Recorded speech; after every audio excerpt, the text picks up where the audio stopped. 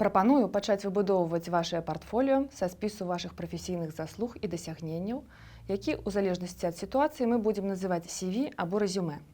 У чым розніца паміж CV і рэзюмэ? Для пачатку давайце хутка разбярэмся ў тэрміналогіі. CV паходзіць ад лацінскага curriculum vitae, што азначае жыццёвы шлях. Гэта доўгае і падрабязнае апісанне ўсёй вашай прафесійнай дзейнасці, пачынаючы ад адукацыі і ўключаючы дасягненні і праекты. CV носіць статычны, усеабдымны і кумулятыўны характар. Гэта такі свайго роду поўны архіў дадзеных, па-за залежнасцю ад таго, як у дадзены момант вы ацэньваеце тыя ці іншыя свае дасягненні. Французскае рэзюмэ можна перавесці як абагульненне. З самай назвы вынікае, што гэта кароткі дакумент, дзе змяшчаецца інфармацыя аб асноўных момантах кар'еры. Рэзюмэ вы станеце адаптаваць для кожнай новай магчымасці у залежнасці ад патрабаванняў і ўмоў. Такім чынам, рэзюмэ – гэта дынамічны, лаканічны, мэтанакіраваны дакумент, які змяшчае актуальную інфармацыю. CV – усё ўключана. Рэзюмэ – актуалізаваная інфармацыя. Але вы таксама можаце сутыкнуцца з сітуацыяй, дзе пад CV маецца на ўвазе рэзюмэ. У любым выпадку уважліва чытайце умовы конкурса, таму што менавіта там вы знойдзеце інфармацыю аб патрэбным аб'ёме. Напрыклад, польскія інстытуцыі часцей за ўсё просяць CV даўжынёй не больш за 2 старонкі. Зразумелая справа, такое CV не можа змясціць усю інфармацыю аб дасягненнях дасведчанага мастака і патрабуе правядзення выбаркі. Для зручнасці кароткае CV мы будзем называць рэзюмэ. І насамрэч для большасці заявак вам спатрэбіцца менавіта рэзюмэ. Але рэзюмэ вы будзеце рабіць на падставе CV. Таму, не адкладаючы, пяройдзем да разбору структуры CV і пачнем са знаёмства з рэсурсам, які дапаможа ў архівацыі ўсіх вашых дадзеных. Больш за 15 гадоў я карыстаюся платформай Еўрапас, якая дазваляе мне захоўваць, рэдагаваць, адаптаваць інфармацыю. Мае простае выкарыстанне інтэрфейс, дае магчымасці ў лічаныя хвіліны ствараць PDF-файл рэзюмэ ці падзяліцца спасылкай цэлага CV. Займаючыся падрыхтоўкай партфоліо з мастакамі, я настойліва раю карыстацца менавіта гэтай платформай. Пакуль ніхто не адмаўляўся, і, правёўшы пэўны аб'ём працы, усе заставаліся задаволенымі. Пачнем з кантактных дадзеных. Любое CV або рэзюмэ павінна змяшчаць кантактную інфармацыю. Яна можа з'яўляцца ў шапцы кожнай старонкі ці проста быць у пачатку першай старонкі. У кантактныя дадзеныя вы, безумоўна, уключыце вашае імя і прозвішча у тым выглядзе, як фігуруеце на выставах, на выступах ці ў каталогах. Калі вы выкарыстоўваеце псеўданім, будзе мэтазгодна пазначыць яго і дадзеныя як у пашпарце. Вы пакажаце каналы, па якіх з вамі можна звязацца. Тэлефоны, месенджеры, адрас электроннай пошты і, вядома, спасылкі на вашу прысутнасць у сетцы.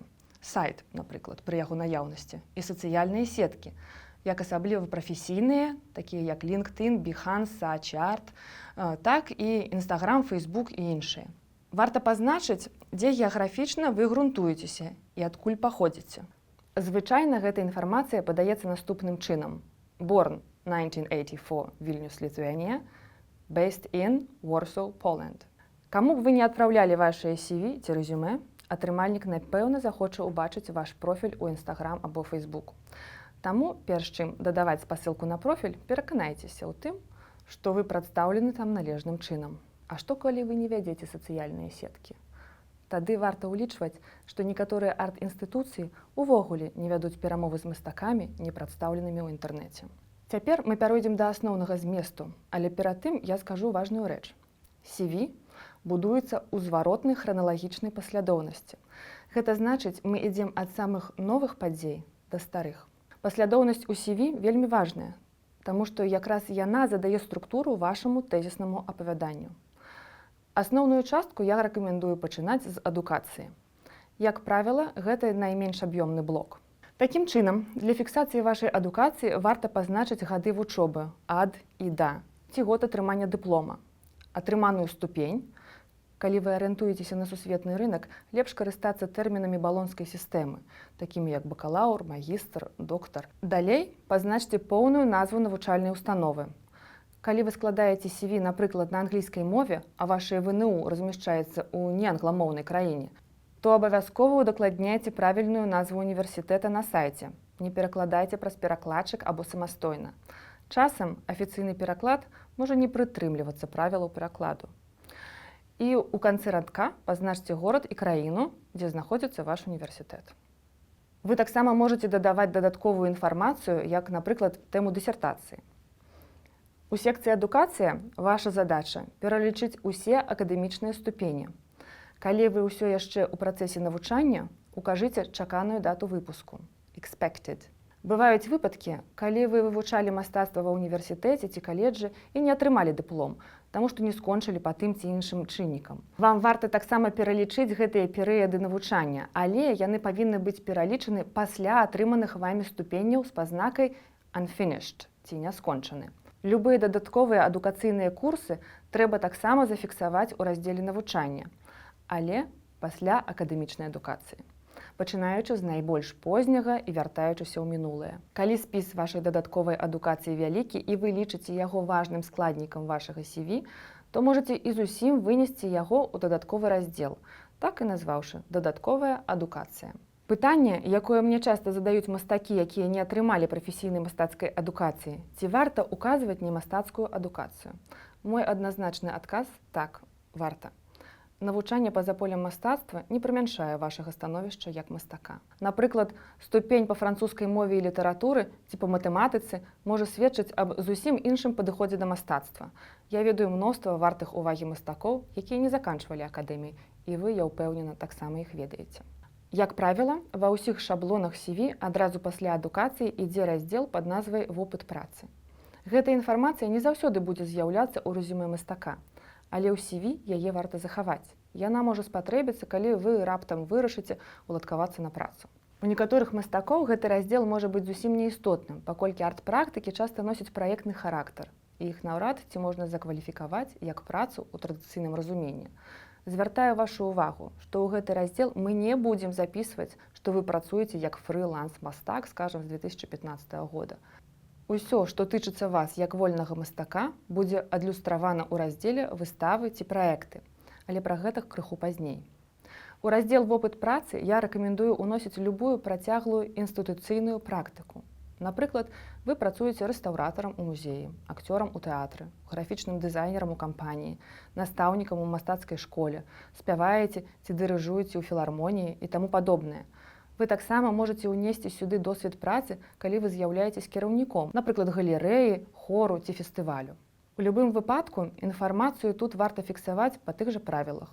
У зваротнай храналагічнай паслядоўнасці, паказваючы час пачатку і час канца, вашу пасаду, назву арганізацыі, горад і краіну. Не забывайце паказваць краіну.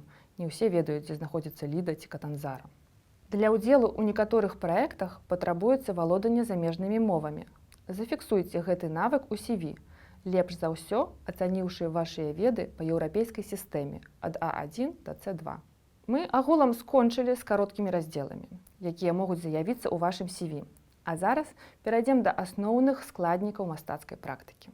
Спіс выстаў для візуальнага мастака ці куратара, ці тэатральных пастановак для артыстаў тэатра – самая важная катэгорыя ў рэзюмэ. Яна павінна размясціцца ў пачатку, адразу пасля адукацыі. Тое, як будуць структураваныя раздзелы з мастацкімі праектамі, залежыць ад відаў актыўнасцяў, якія вядзе мастак. Я прывяду некалькі найбольш распаўсюджаных прыкладаў, але ў любым выпадку структура фіксацыі застаецца практычна нязменнай. Мы маркіруем дасягненне годам яго правядзення. У некаторых выпадках можна ўказваць месяц рэалізацыі праекту. Следам паказваем назву праекту. Затым назву інстытуцыі, дзе праект быў паказаны, горад і краіну. Калі вы складаеце CV на англійскай мове, назвы вылучайце курсівам, не бярыце іх у двукоссі. І ўсе словы, акрамя прыназоўнікаў і артыкляў, пішыце з вялікай літары. Усе астатнія дадзеныя пішыце праз коску, не стаўце кропку ў канцы радка. І памятайце, як у выпадку з месцам вучобы, правярайце афіцыйную назву на сайце самой інстытуцыі. Такім чынам, структураваць інфармацыю мы станем найперш у залежнасці ад аб'ёму рэалізаваных праектаў.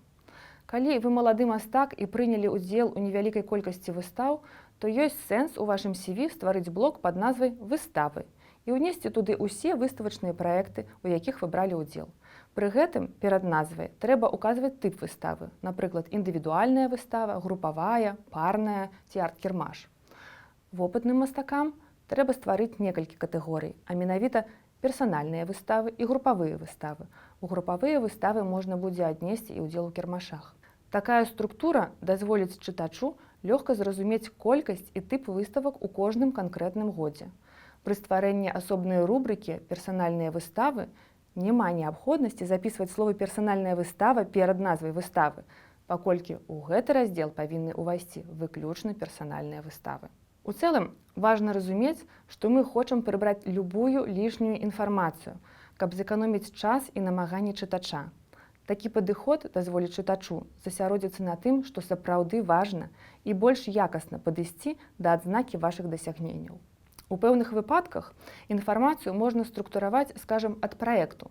Патлумачым, калі адзін і той жа праект быў паказаны некалькі разоў, гэта значыць, ёсць сэнс даць у загалоўку назву праекту, а затым у зваротнай храналагічнай паслядоўнасці пералічыць, калі і дзе ён быў рэалізаваны.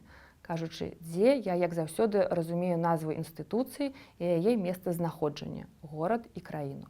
Калі вы будзеце складаць рэзюмэ, напэўна, не ўсе выставы ўвойдуць у спіс, таму што вы вырашыце паказаць толькі выставы за апошніх некалькі гадоў ці зробіце выбарку найболей значных праектаў. Тады раздзелы трэба назваць «Выбраныя выставы» або «Выбраныя персанальныя» і «Выбраныя групавыя выставы». Калі гаворка ідзе пра мастацкія практыкі, відавочна, што аднымі выставамі справа не заканчваецца. У залежнасці ад вашага віду дзейнасці могуць з'яўляцца іншыя раздзелы, напрыклад, перформансы, публічныя выступленні, куратарскія праекты. Калі іх не занадта шмат, то іх усе можна аднесці ў агульны раздзел пад назвай праекты. Але калі вы, з'яўляючыся, напрыклад, візуальным мастаком, вядзеце актыўную куратарскую дзейнасць, то варта вылучыць асобную частку для курыруемых выставак. Разгледзім, як можна структураваць такога кшталту інфармацыю на прыкладзе тэатральных артыстаў. CV артыста тэатра можа быць арганізавана, зыходзячы з яго функцыі ці пасады. Тады ў нас могуць з'явіцца раздзелы з такімі загалоўкамі, як рэжысёр, акцёр, драматург. Адпаведна, у раздзеле «Рэжысёр» мы зафіксуем год пастаноўкі, яе назву, аўтара п'есы, назву тэатра і яго месцазнаходжання. У выпадку з акцёрам у нас дадасца назва ролі ў п'есе. У выпадку з пасадай драматурга застанецца год і назва п'есы. Калі мы вырашым класіфікаваць дзейнасць артыста, адштурхоўваючыся ад медыа яго рэалізацыі, то можна вылучыць, напрыклад, сцэнічныя пастаноўкі, тэлебачанне, кіно. Тады у раздзеле са сцэнічнымі пастаноўкамі трэба ўказваць, безумоўна, год, назву, імя рэжысёра, сваю пасаду, тэатр і яго месцазнаходжання. Горад і краіна, як заўсёды. У выпадку з тэлевізійнай вытворчасцю паказваем год, назву шоу, пасаду і вытворчасці, назву тэлекампаніі і прадзюсара. У выпадку з кіно год, назва фільма, пасада, імя рэжысёра. Нагадаю яшчэ раз, што ў CV на англійскай мове мы будзем пісаць назву курсівам і без двукосця. Акрамя асноўных відаў дзейнасці, у CV могуць з'явіцца такія раздзелы, як узнагароды, гранты, стыпендыі, арт-рэзідэнцыі. Часам іх можна аб'яднаць у адзін раздзел, часам патрабуецца штосьці вылучыць. У раздзеле «Бібліяграфія» можна сабраць спіс артыкулаў аб вашай дзейнасці. У блоку публікацыі ў якасці аўтара могуць быць вашыя аўтарскія артыкулы і блогі. Калекцыі ў рэзюмэ мастака пазначаюць спіс устаноў або арганізацый, якім належаць вашыя працы. Як правіла, гэты раздзел складаецца са спісу публічных устаноў, пры гэтым мы не пералічваем самі творы. Калі вашы творы знаходзяцца ў прыватных калекцыях і вы хочаце ўключыць гэтую інфармацыю ў CV, варта пералічыць геаграфію калекцыянераў. Вы таксама можаце пералічыць лекцыі або паблік-токі. У залежнасці ад характару прэзентацыі мастак можа выкарыстоўваць любы з загалоўкаў або іх камбінацыю. Напрыклад, лекцыі, прэзентацыі, семінары або майстар-класы, у залежнасці ад формы, якой ваш від дзейнасці больш усяго адпавядае. Калі вы згадваеце даклады на канферэнцыях, абавязкова ўкажыце назву вашага дакладу або прэзентацыі, а таксама назву сесіі, выдзеліўшы яе курсівам, назву канферэнцыі, горад і краіну. Часта ў пачатку рэзюмэ можна сустрэць раздзел «Пра мяне», які дазваляе ў адпавядальнай форме коратка звярнуць увагу на асноўныя дасягненні прафесійнай дзейнасці. У выпадку мастацкага рэзюмэ тут можа з'явіцца як кароткая біяграфія, так і арці-стэйтмент. Памятайце, што інфармацыя тут павінна быць выкладзена вельмі коратка, да 100-120 слоў. Стаўцеся да гэтага раздзелу як да тызеру, які павінен прыцягнуць увагу і прымусіць вывучыць вашае CV да канца.